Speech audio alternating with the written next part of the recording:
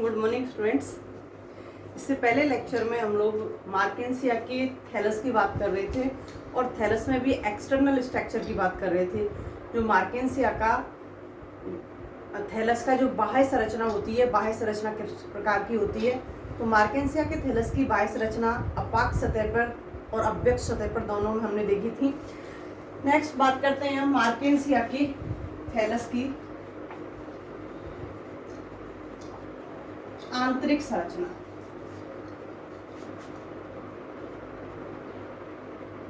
आंतरिक संरचना, जब मार्केंसिया के थैलस की हम उदग्र काट काटते हैं तो उदग्र काट काटने पर मार्केंसिया का जो थैलस है वो 3 क्षेत्र में विभक्त दिखाई देता है। 3 क्षेत्र में विभक्त या बटा होता है।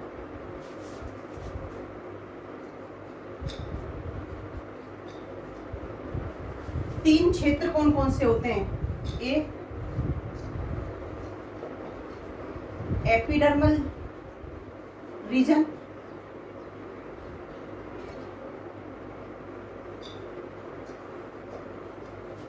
B photosynthetic reason,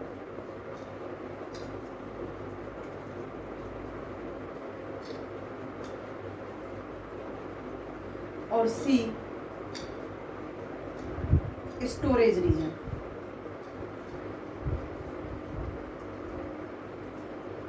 storage region. तो यहाँ जो एपिडर्मल के थैलस की जो आंतरिक संरचना है, आंतरिक संरचना को हमने 3 भागों में डिवाइड किया या 3 भाग इसमें दिखाई दे रहे हैं।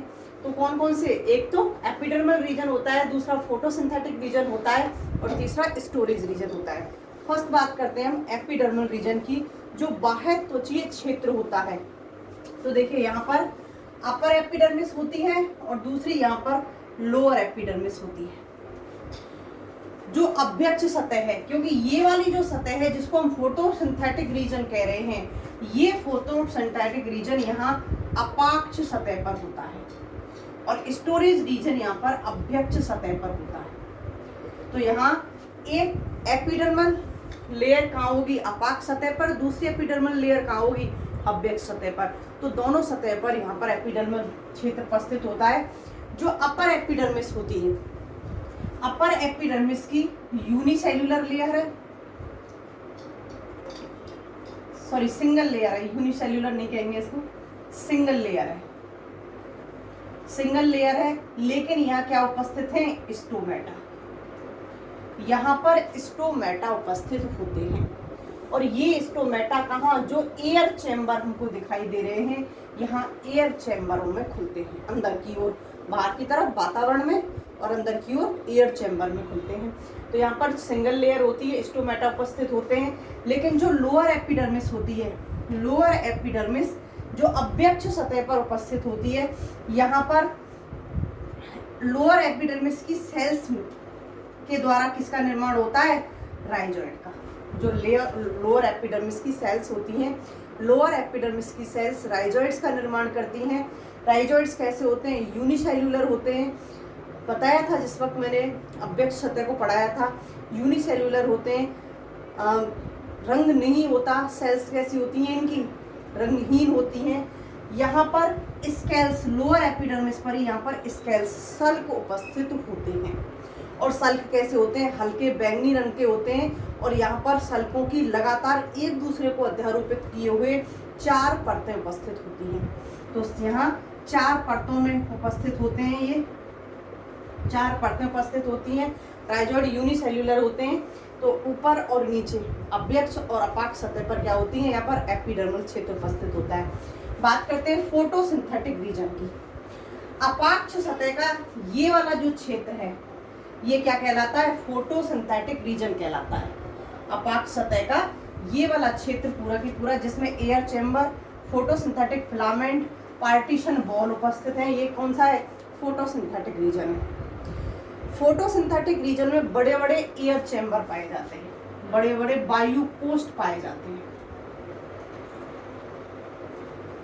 बड़े बड़े वायु कोष्ठ पाए जाते हैं। ये वायु कोष्ठ कैसे, वरना तो एक पूरा की पूरा एक रीजन कंप्लीट एक ही होता, तो यहाँ पर जो वायु कोष्ठ होते हैं, ये वायु कोष्ठ पार्टीशियन वॉल्स के द्वारा, एक विभाजक पटों के द्वारा, विभाजक पटों के द्वारा क्या होते हैं, विभक्त होते हैं। और यहाँ पर शाखित या अशाखित, शाखित भी हो सकते हैं और अशाखित भी हो सकते हैं, शाखित या अशाखित तंतु उपस्थित होते हैं इनके अंदर। ये आपको दिखाई दे रहे हैं, ये शाखित या अशाखित तंतु उपस्थित होते हैं। इन तंतुओं में यहाँ क्या उपस्थित होता है, क्लोरोफिल उपस्थित होता है। इसीलिए तो कह रहे हैं इनको हम फोटोसिंथेटिक रीजन। क्यों? क्योंकि यहाँ पर क्लोरोफिल प्रेजेंट है, तो प्रकाश संश्लेषण का जो कार्य किया जाता है वो किसके द्वारा किया जाता है, फोटोसिंथेटिक रीजन के द्वारा यहाँ पर प्रकाश संश्लेषण का कार्य किया जाता है। और मैक्सिमम प्रकाश संश्लेषण की जो प्रक्रिया है वो इसी क्षेत्र के द्वारा यहाँ पर की जाती है। नेक्स्ट बात करते हैं हम स्टोरेज रीजन की, जो कहाँ उपस्थित है, अव्यक्त सतह पर। तो देखिए स्टोरेज रीजन में अव्यक्त सतह पर हमको ये सेल्स दिखाई दे रही हैं, यहाँ से लेकर के यहाँ कौन सा क्षेत्र उपस्थित है, स्टोरेज रीजन।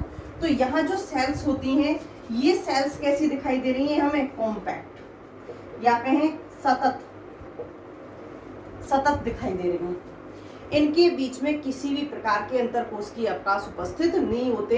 एक कोशिका दूसरी कोशिका से सतत रूप से विन्यासित होती है।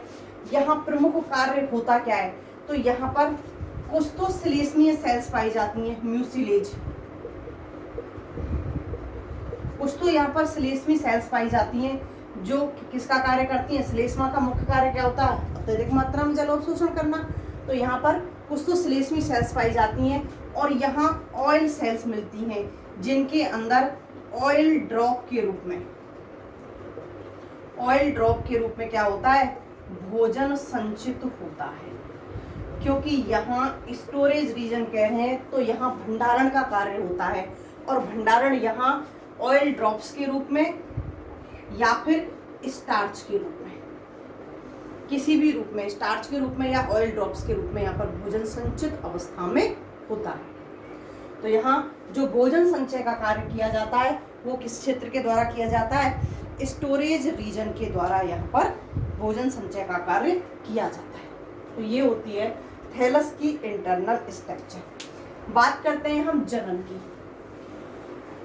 मार्केंसिया में जनन दो प्रकार का पाया जाता है, क्योंकि ब्रायोफाइट्स में जनन ही दो प्रकार का होता है।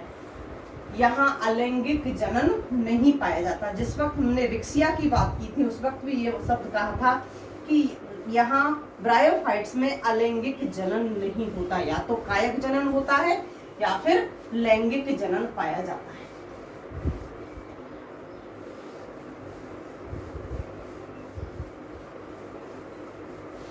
तो यहाँ दो प्रकार का जनन पाया जाता है।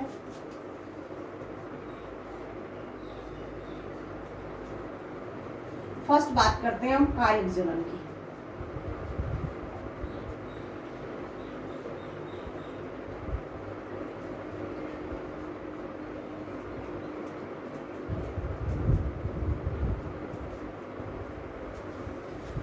कायिक जनन यहाँ कई मेथड्स के द्वारा संपन्न होता है, जैसे कि जो थैलस होता है, अगर वो थैलस गल जाए, सड़ जाए, तो थैलस की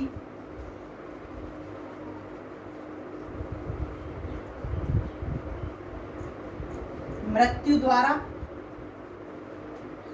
या गलने के कारण, थैलस की मृत्यु हो जाए, मृत्यु से मतलब अगर सेल्स ही खत्म हो गई तो किसी प्रकार का कोई कायिक जनन नहीं होगा।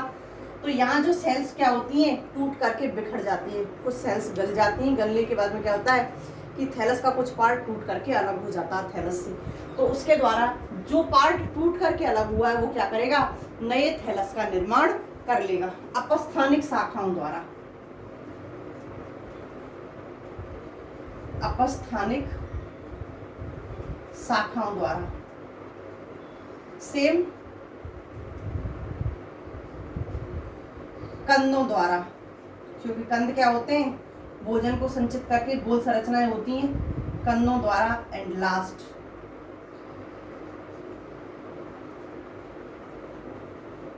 गेमा कप द्वारा।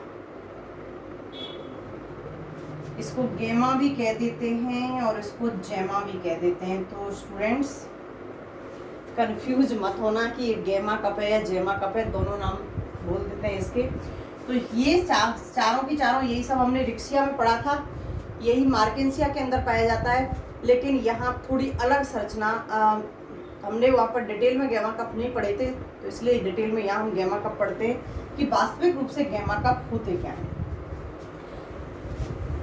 जब मार्केंसिया की एक्सटर्नल स्ट्रक्चर की हम बात कर रहे थे, और एक्सटर्नल स्ट्रक्चर में भी किसकी, अपाक्ष सतह की,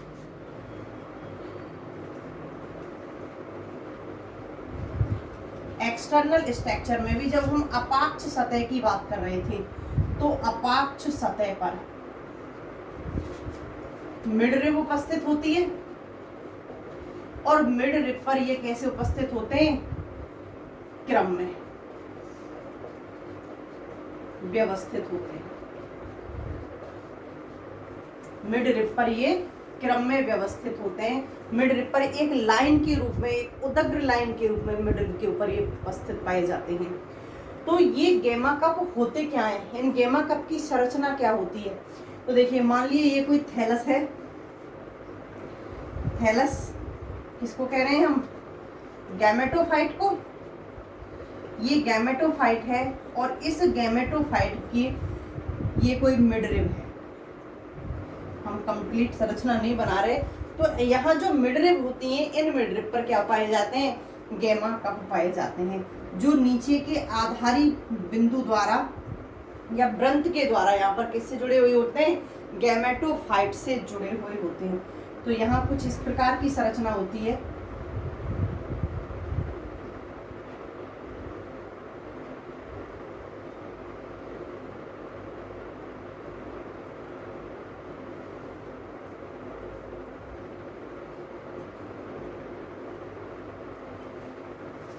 यहाँ ऊपर गेमी उपस्थित होती है, इसका जो शीर्ष पार्ट होता है ये कहलाता है गेमा कप, गेमा या जेमा कप। ये पूरी की पूरी जो संरचना है, ये पूरी की पूरी संरचना क्या कहलाती है, गेमा कप कहलाती है। अब इस गेमा कप का जो शीर्ष भाग होता है, इस गेमा कप के शीर्ष भाग में यहाँ गेमी उपस्थित होती है। यहाँ पर बहुत सारी संख्या में यहाँ पर क्या उपस्थित होती है, गेमी उपस्थित होती है। वास्तविक रूप में जो जन्म की प्रक्रिया होती है वो किसके द्वारा होती है, गेमी के द्वारा, जो गेमा कप के शीर्ष भाग में उपस्थित होती है। गेमा कप का जो आधारी भाग होता है, ये आधारी भाग थैलस पर, गैमेटोफाइट जो थैलस होता है, गैमेटोफाइट थैलस से जुड़ने का कार्य करता है। इसको स्टॉल्क भी कह सकते हैं, जो किसका कार्य कर रहा है, जोड़ने का। जो आधारी भाग होता है ये किसका कार्य करता है, जोड़ने का कार्य करता है।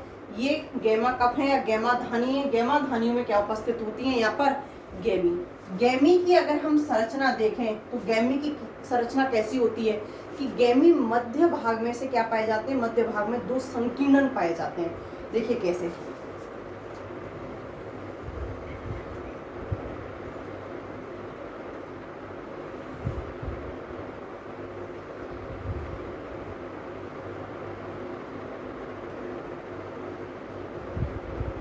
इस प्रकार की संरचना होती है। ये इसके मध्य भाग में से संकीर्णित अवस्था में पाई जाती है, मध्य भाग में से संकीर्णित अवस्था में पाई जाती है। यहाँ ये जो दोनों भाग हैं ये क्या कहलाती हैं, नॉच। एक इधर और दूसरी इधर। मध्य भाग में यहाँ पर दो नॉच उपस्थित होती हैं, जो कैसी होती हैं, एक दूसरे के सामने उपस्थित होती हैं। और यहाँ पूरी की पूरी गेमी के अंदर होमोजाइगस टिश्यू उपस्थित होता है। होमोजाइगस कहें तो समान आकार की सेल्स उपस्थित होती हैं। पूरे के पूरे गेमी के अंदर समान आकार की सेल्स उपस्थित होती है।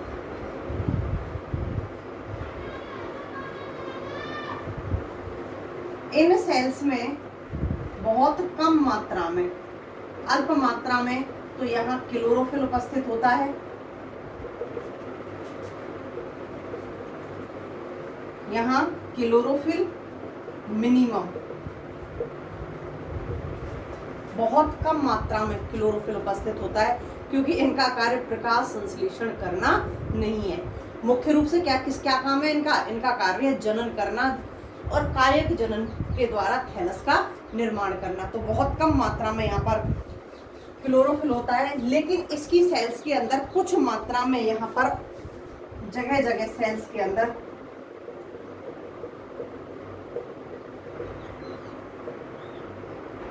ऑयल उपस्थित होता है, और जिन सेल्स में होता है उनको क्या बोलते हैं हम? Oil cells. यहाँ जिन सेल्स के अंदर ऑयल प्रेजेंट होता है उनको क्या बोलते हैं हम? ऑयल सेल्स कहते हैं। ऑयल उपस्थित होता है।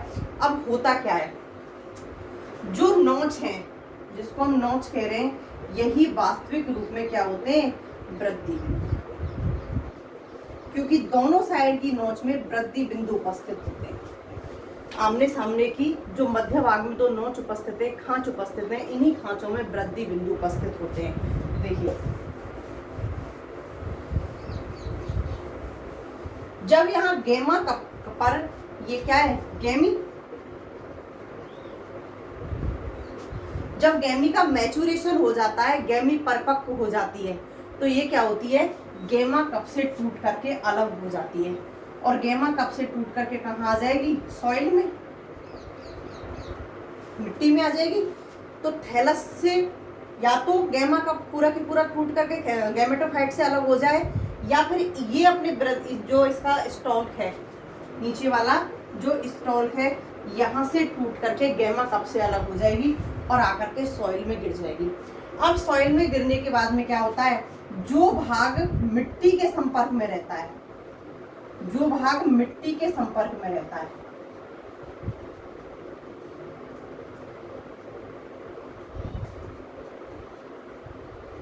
ये तो करता है राइजोइड का निर्माण, मूल आभासों का निर्माण।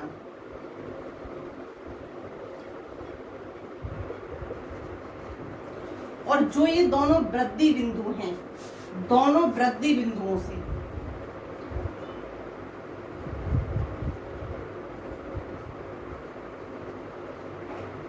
होगा थैलस का निर्माण।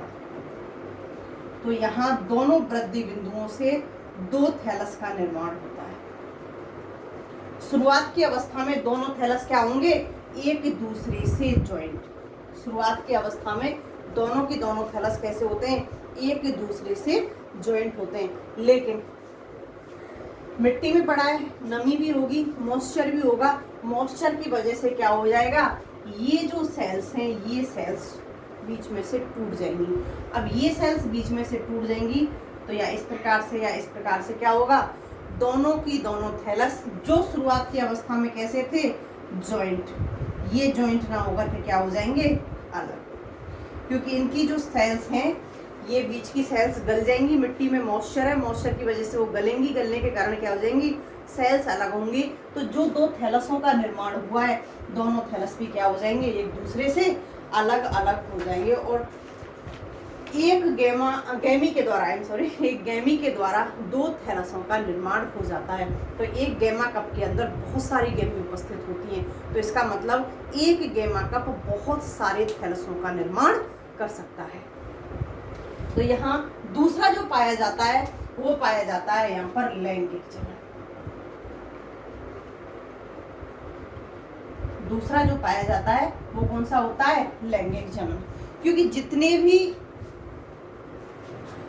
ब्रायोफाइट्स हैं उनमें कायक जनन के साथ साथ में, क्योंकि ऊगेमस प्रकार का लैंगिक जनन होता है। और यहाँ मार्केंसिया की हमने शुरुआत में ही बात की थी कि मार्केंसिया क्या होता है? एक लिंगाश्रयी होता है।